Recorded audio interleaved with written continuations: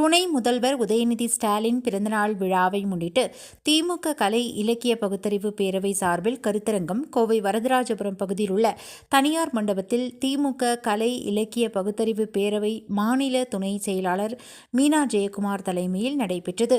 மாவட்ட செயலாளர்கள் தொண்டாமுத்தூர் ஆர். ரவி, தளபதி முருகேசன் ஆகியோர் முன்னிலை வகித்தனர். இதில் செய்தித்துறை அமைச்சர் மு. பே. சாமிநாதன் சிறப்பு விருந்தினராக கலந்து கொண்டு நிகழ்ச்சியை துவக்கி வைத்து பேசினார்.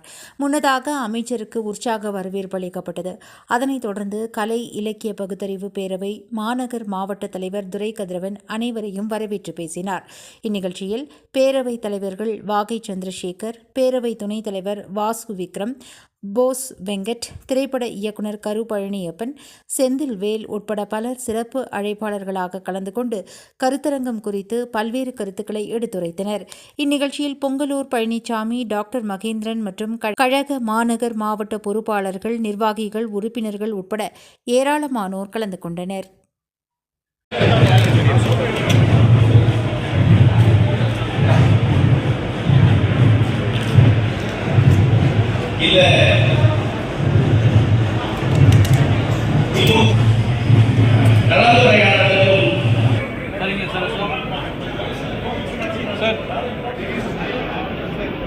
திராவிட முன்னேற்ற கழகத்தினுடைய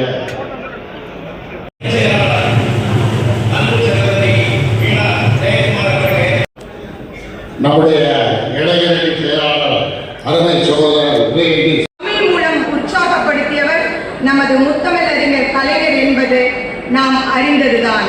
இப்படி ஏராளமான செய்திகளை பகிர்ந்து கொள்ள மேடையில் வீட்டிருக்கும் தலைவர்களுக்கு வலியுறுத்தி விடைபெறுகிறேன். நன்றி.